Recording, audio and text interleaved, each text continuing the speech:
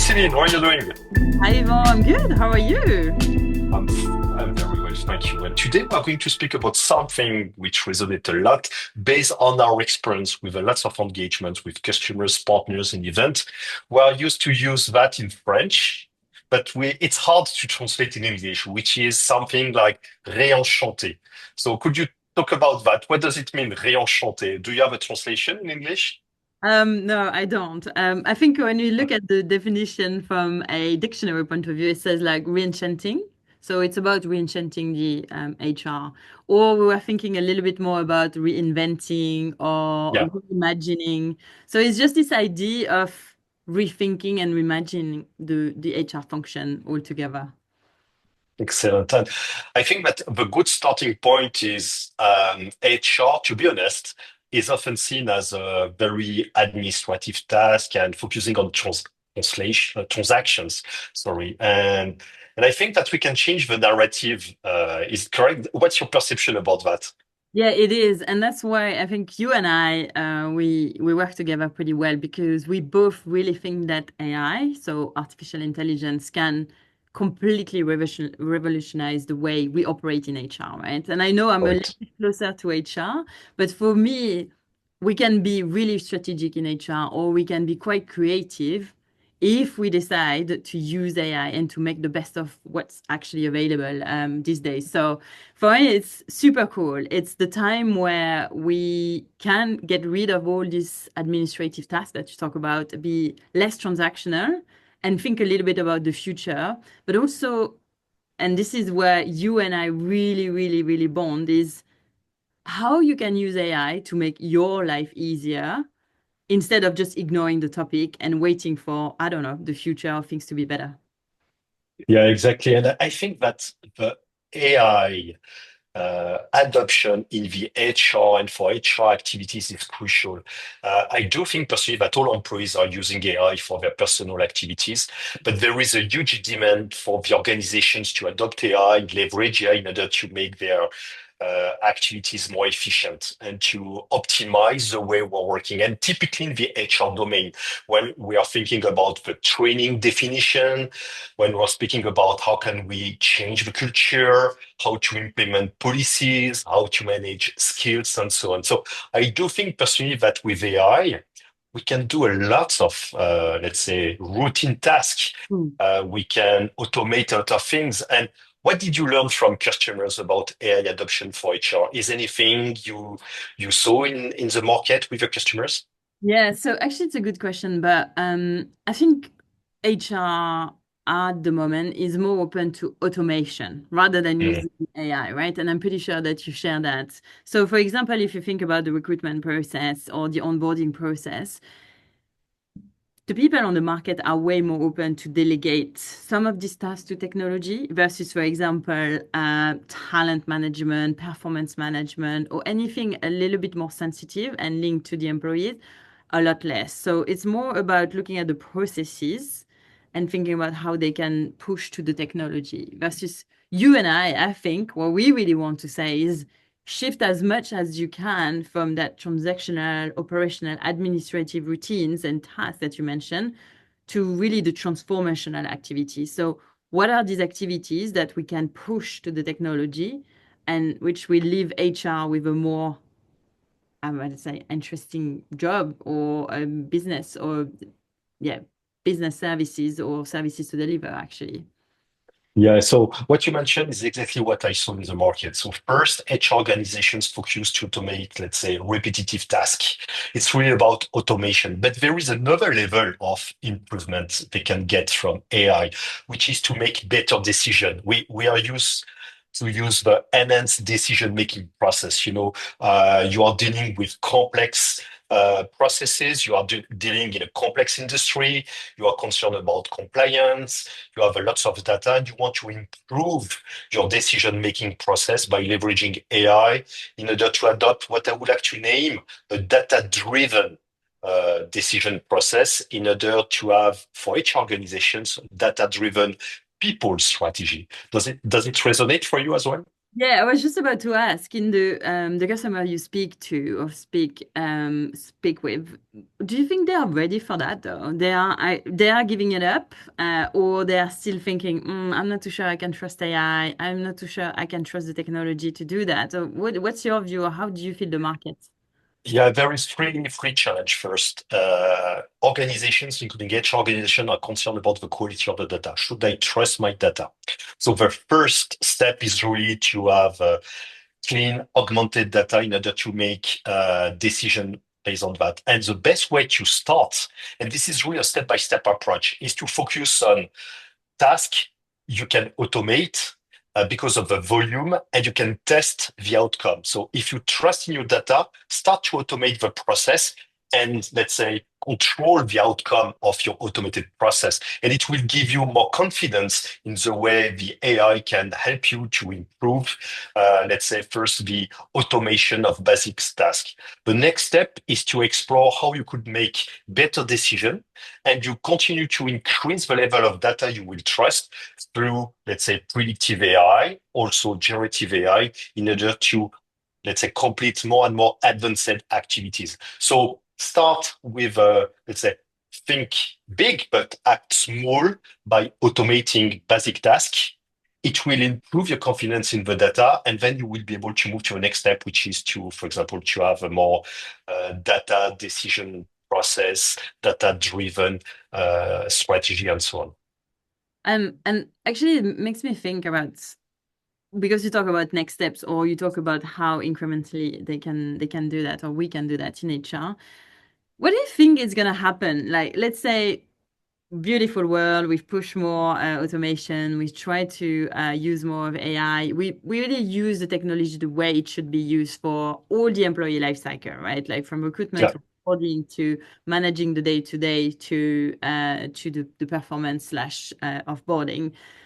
What do you think does it mean for HR at this stage? Because obviously, what I see when I speak to customers, like, oh, well, that's my job. What am I gonna do now, right? So if we keep saying or delegate to the technology, what do you think it means for HR? And when we speak about that, réenchanter la RH, what what what does it come to mind to you? First, the first thing is it will be an opportunity for you to shift from transactional activities. You know, you focus on HR activities, HR processes from a transactional perspective, and you can, let's say, think about more transformational activities. So I think that you will free up your time, your agenda, in order to give you an opportunity, let's say, to reinvent your role. And there is a lot of opportunities thanks to the AI. I'm thinking about one of them moving the organizations from a pure administrative perspective to an architecture perspective. What I mean by this transition from, let's say, administrations to architecture, I mean that you can design a new employee experience. You can start to think about an employee culture.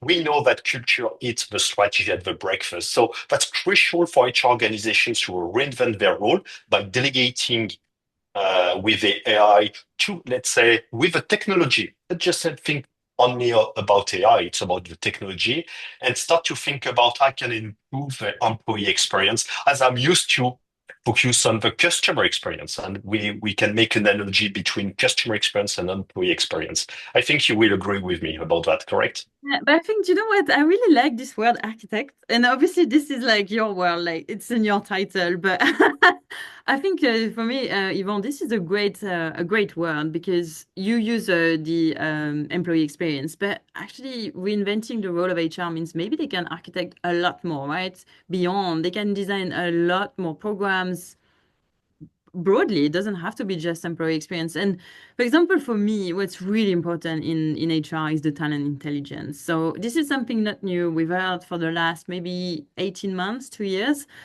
And we talk a lot about skills driven organization and all this talent intelligence. But actually, that's exactly that. Is like architecting your own talent intelligence for your organization is something that HR should do. And most of the time, as you mentioned, no time, just like lost in translation in Yeah. other things, and they don't focus on that. So Yeah, I really love this word architecture. It's like it's great becoming an architect and reinventing the role of HR. It's great. So yeah, fully on this. Yvonne, we can maybe think about this word going forward for HR.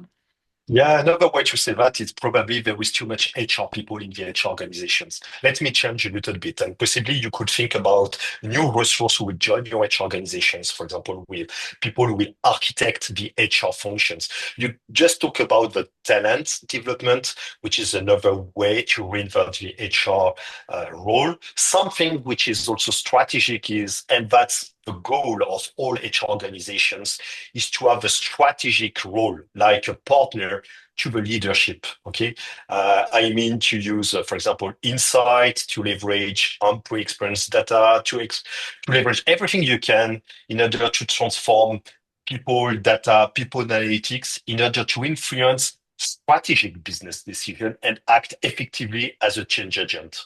Yeah, it is. No, I'm completely with you. And I think also that's the reason why we're here today, because you and I are pretty aware of that. And I think it's a massive opportunity at the moment. And we use the word opportunity, you and I, quite a lot for Yeah, HR to rethink and take it and be like, do you know what? This is exactly what I want to do. So if I am actually watching this podcast today and I'll be like, what do I want to do? I'm in HR, whatever you are in a center of excellence or in an operation role or an HRBP or even an HRD, I would sit and be like, what do I want to do? Right? It's like it's almost like listing the things I don't want to do and see how I can push it to technology. yeah, So it's great. It's like it's I think I would say the world is an oyster in HR at the moment, right? yeah. And you know, Celine, let me translate in a very simple way what AI can bring to the HR organizations. And sorry for my French, making HR more, let's say, fun and let's say attractive again. There is huge opportunity thanks to the AI. It's not just about the technology, it's about the impact you can have on the creativity and the innovations.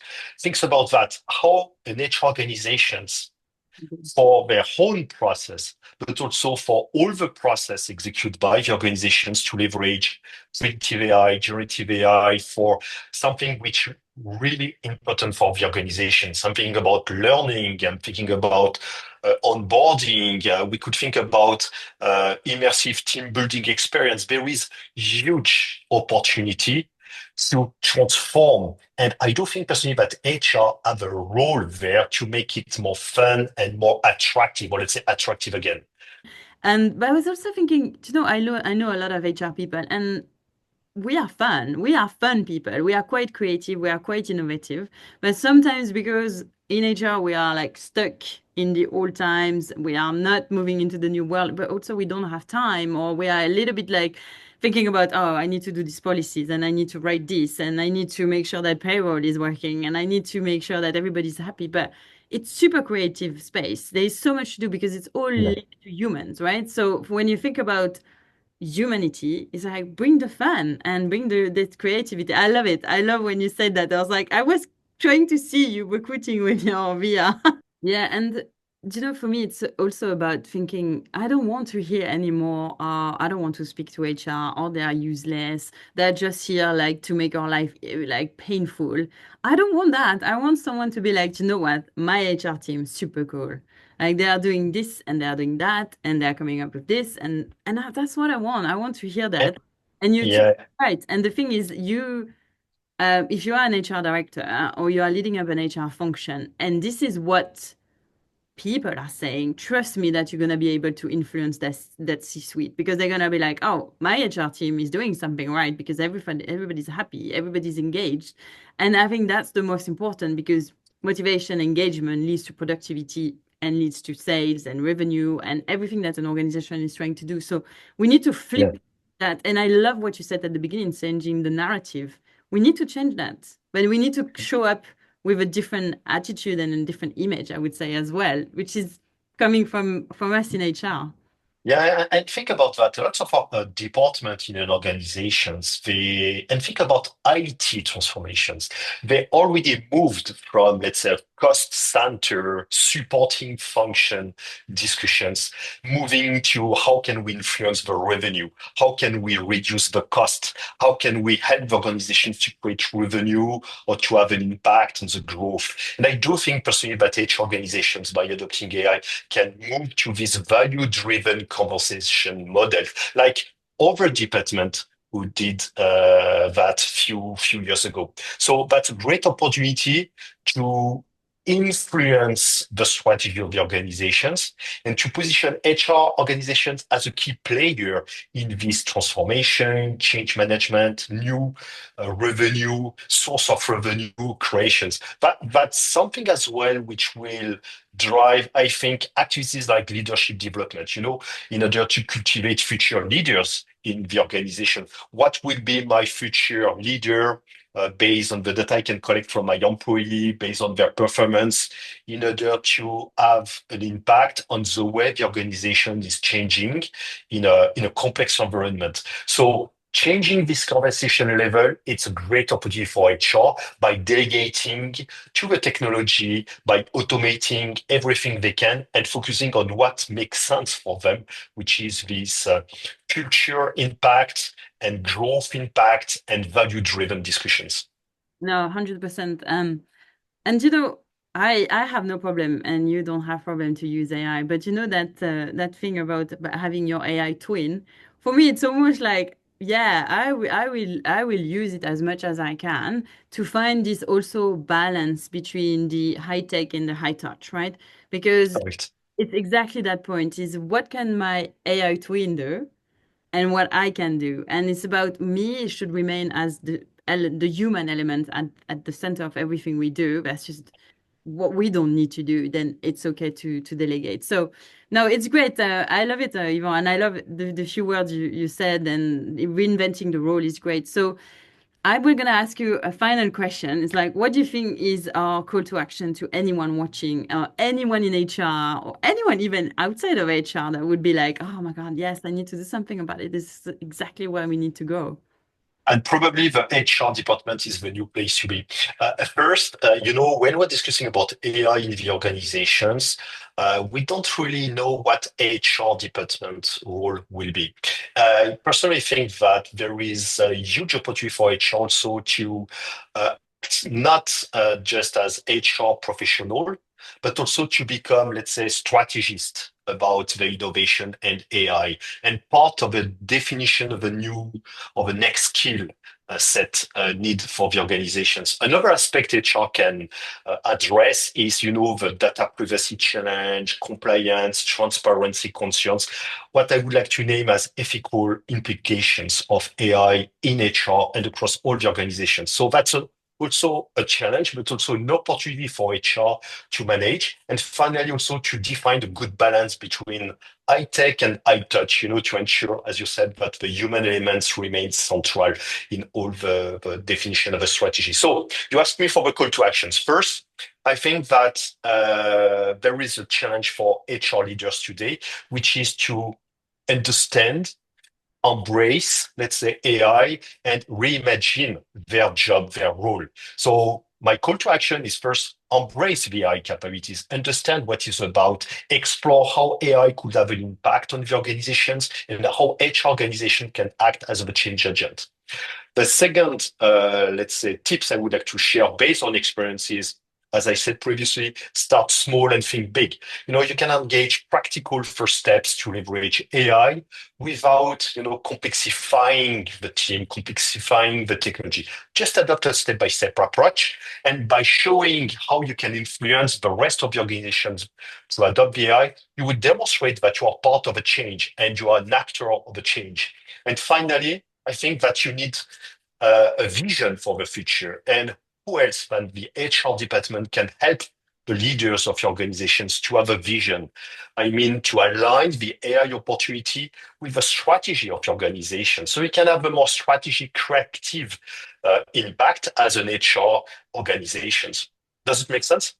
It does. It does. There are a couple of things I really like. The first one is the strategist because we Yeah, always speak about AI, not AI, HR to be a more strategic department, but I love this fact that you said we could be an AI strategist, even like from an organization point of view. And the second one is being the role model. Like we in HR, we have to adapt, we have to show the path, otherwise it's never gonna work.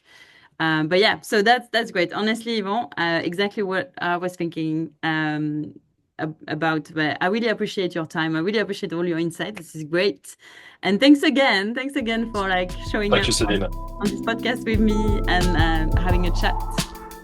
Talk to you very soon. Thank you, Celine. Bye bye.